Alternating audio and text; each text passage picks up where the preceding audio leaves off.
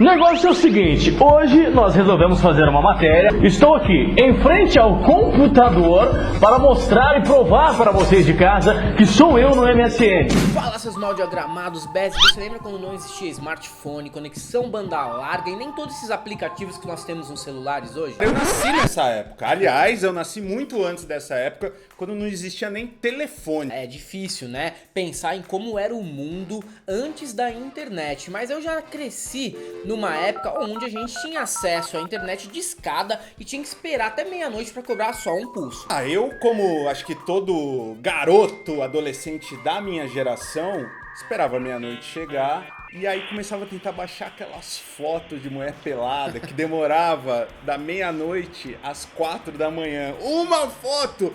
E aí você ficava ali meio esperando, vendo se o pai não chegava, porque era um computador por casa, cara. Não tinha essa de celular, laptop no quarto. Isso era um sonho, cara. Um sonho que antes eu tive. Eu cheguei a levar o videocassete e a TV pro banheiro, cara. Eu já era um cara visionário. Pensando assim no celular, não. Eu levar o videocassete e a TV no banheiro. Sou velho demais, meu. Conheça histórias verdadeiras desses dois manés que estão falando agora no MSN, Orkut, Flogão, isso aqui. Que era mais fácil, mas não muito mais fácil. A gente já tinha um aparelho de DVD no quarto, cada um. O computador, muitas vezes, quando você já tinha uns 20 anos, cada um já tinha o seu, entendeu? Mas mesmo assim, na hora que você ia baixar uma música, demorava 6 horas. E quando a música chegava, o arquivo estava corrompido. Ou se não, você ia lá baixar a música do Lynyrd Skynyrd e chegava uma música do Amado Batista que estava em outro arquivo. Direto, acontecia muito isso. Era um dia inteiro pra baixar um disco, isso é verdade, eu não tô mentindo, cara. Isso quando a conexão era boa. Porque assim, eram pulsos de... Se você tem hoje 30 gigas, 100 gigas... Era tipo 50 kbytes, cara. 30 gigas era a velocidade que um bairro inteiro utilizava durante um mês, pra você ter uma ideia. E hoje as coisas continuam assim, o mundo digital invadiu, mesmo a gente querendo ou não, gostando ou não, porque tem muito jornalista que reclama,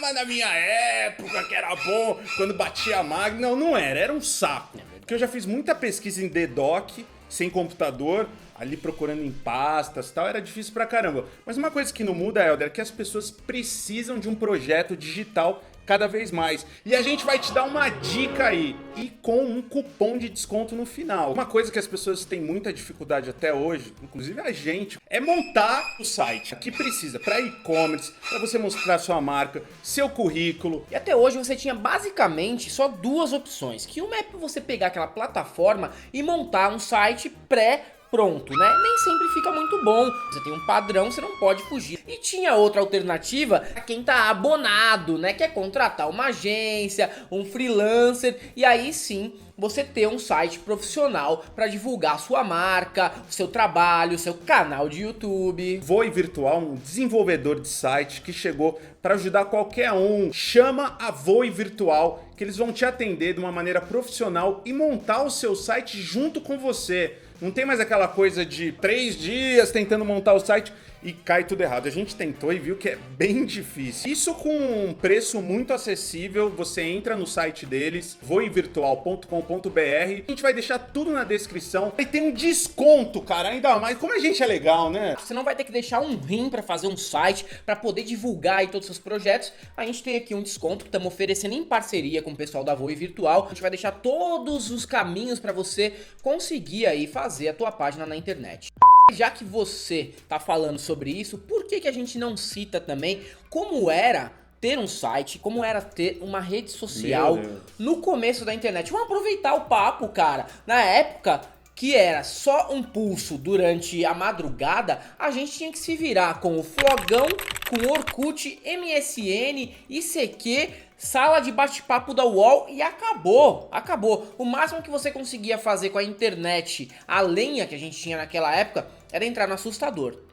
Sério, cara, isso fez muito sucesso no Brasil profundo, principalmente lá no meu bairro. Todo mundo que ganhava um computador, os primeiros sites a ser frequentado era da Playboy, Pra mim era o seguinte, eu lembro muito bem do Cocada Boa. Ah, e o Mortadela também. Cara, o Cocada Boa foi um site de humor que ele teve que migrar de vários países da plataforma, porque ele era sempre proibido. Eles tinham um bolão pé na cova. Eu lembro. Porque você podia apostar Hebe, Silvio Santos, Cid Moreira, Mário Lago. Pessoas que já estavam no bico do corvo, né? Nas e que apostas. continuam ainda brigando com a questão aí da idade, né? Como você e o Silvio Santos. Pois é, então, quem acertava um cara, por exemplo, pô, morreu o Chorão. Se fosse, né? Pô, o cara ganhou o bolão. Sim. Porque não era esperado. Isso aí me lembra na época que teve a votação de maiores brasileiros de todos os tempos no Silvio Santos, e entre os 100 tava o Dedé do Vasco, o zagueiro, cara. Em 63º lugar, Dedé do Vasco. Não é possível que em 500 anos de história, entre as 100 pessoas mais importantes do nosso país, tem o Dedé entre elas. Não, e aí a internet é cruel com as pessoas, tanto nisso, como agora a gente viu o caso do Sidão, né, cara? É verdade, Que cara. a gente dá risada, mas foi muito constrangedor. Quando, quem não sabe, assim, os jogos agora da Globo vão ter o melhor em campo, né? Então a votação é pelo internauta. Desimpedidos fez essa campanha, que depois pediu desculpas e tal, a Globo também. E eles deram pro Sidão, que é um goleiro conhecido, assim, pelas falhas, e falhou, né, no jogo contra o Santos, no primeiro gol. E aí a repórter entregar o prêmio pra ele foi uma das coisas mais tristes e constrangedoras. E ele foi muito calmo, cara. Vou ter que te entregar aqui o troféu de craque do jogo, que foi uma votação feita por torcedores. É uma votação que é feita apenas por torcedores na internet. Fica aqui esse troféu pra você, Sidão. Se fosse o Edmundo, você já imaginou o que aconteceria? É que a Globo não pode deixar o amigo internauta decidir tudo. O lance da democracia, ele tem que ser repensado em alguns casos, entendeu? Esse é o momento do diretor do programa, o produtor, ou seja lá o cara que tá ali pra mandar, falar não vai entregar, não vai entregar, por que não? Mas isso vem também desde essa época, porque se a gente pegar um bolão pé na cova, na verdade é de bem mau gosto. Mas vamos falar, cara, da Vamos primeira... falar de vida, né? Vamos falar de coisa boa, Vamos falar coisa de que coisa gerava amizade, coisa que gerava namoro, coisa que gerava proximidade, gerava também muita briga. Porque, pra você que acha que grupo de WhatsApp é uma grande novidade, você não pegou a época do MSN Messenger E o ICQ antes. e o ICQ. Mas o MSN Messenger, ele dava a possibilidade de você fazer grupos. E você fazia grupos com as pessoas da verdade. faculdade, com seus amigos que escutavam rock com você, seus amigos minigameiros, aqueles que jogavam tazo. E cara, era batata. Era ali que saíam as maiores tretas. Eu mesmo conheci aquele famoso Caruso do Big Brother Brasil, que ninguém lembra mais, um desses grupos. E o cara vivia ameaçando as pessoas de sair na porrada. Ele falava que ia me pegar na porrada várias vezes. Devia. A gente sabe que merece. É o Caruso. Porra, bicho, nessa aí você mandou mal. Não, mas hein? sério que entre eu e o Caruso quem merece mais sou eu? Não sei. O ICQ, me lembro do...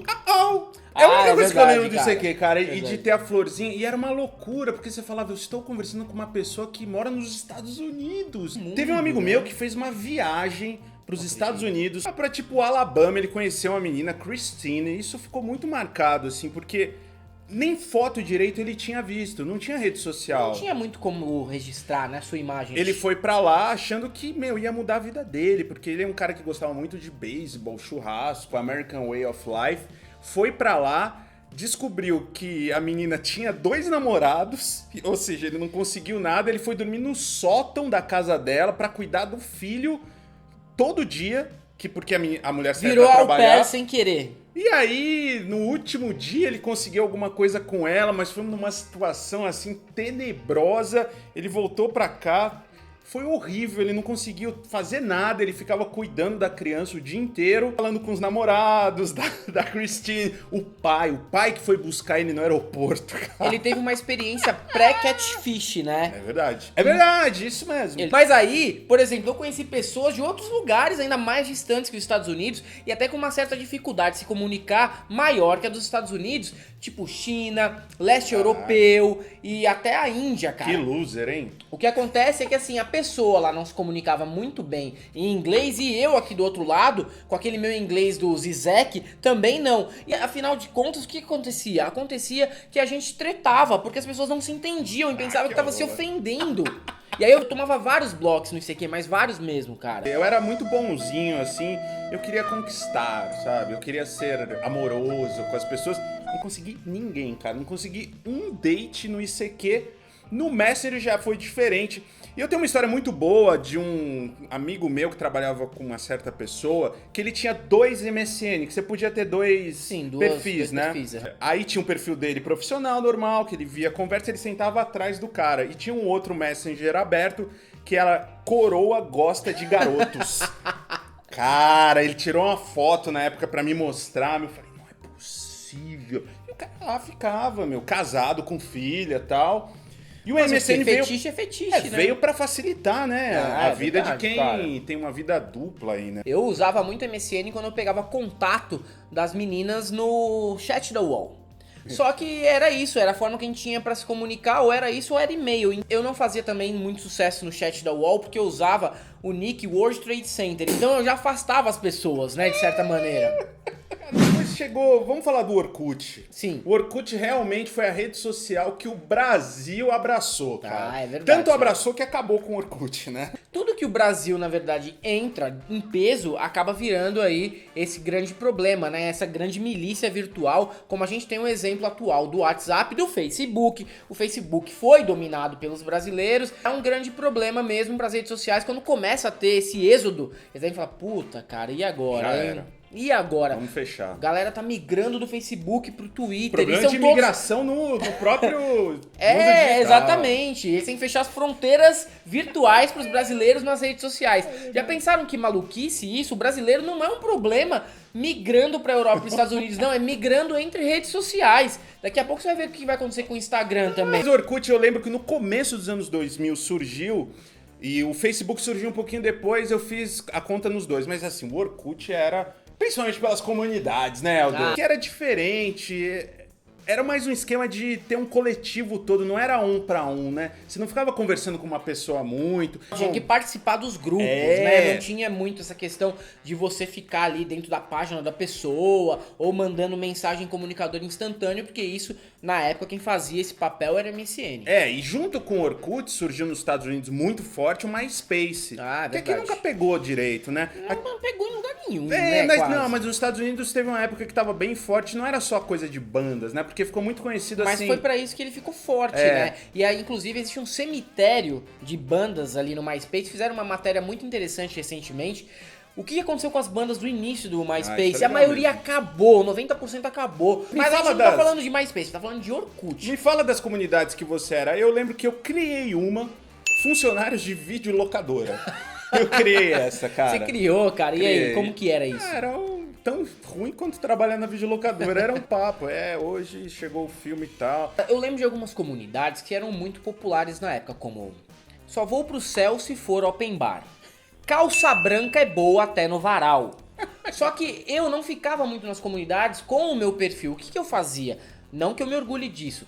Eu usava um fake pra causar nas comunidades, principalmente de rock e comunidades de futebol. Eu amo o nome dessas comunidades. Você também, eu tenho certeza que tinha o Orkut. Me fala aí as comunidades que você era dono ou que participava, encontrar o amor da sua vida. Acontecia isso, Sim, né? cara. Sim, eu me lembro que tinha Só Me Brasil. Era uma comunidade muito grande. Era grande, né? E as pessoas que eram donas de comunidade, elas eram verdadeiros popstars na Celebridades, época, né? é verdade. As pessoas foram migrando, inclusive, pro Facebook. A Não Vestido de Palhaço Mata 8, ela veio do Orkut pro Facebook. Os Cara é Foda veio do Orkut pro Facebook. Mantém um grande número de pessoas participando. Elas são ativas até hoje. Mas o Orkut também cumpriu um papel que é o papel clássico do brasileiro, que é ser fofoqueiro, né? Então, as pessoas iam e ficavam cuidando da sua vida muito e também exigiam que você tivesse um depoimento pra fazer pra isso elas, era muito porque chato. tinha essa ferramenta. É. Então a pessoa ia lá, te elogiava, escrevia que Antes gostava do muito de LinkedIn, hein? O você. LinkedIn hoje tem ali. Fale sobre essa pessoa, o que você acha. Sim. O Orkut tinha isso. E quem tinha mais era o mais fodão. Falou, meu, Sim, cara, tem é. 60. É verdade. Eu tinha uns 2. Não, a Meu pessoa irmão. ia E eu lá- era falso, eu que fiz. A pessoa ia lá, te elogiava, falava bem Testimonial. de você,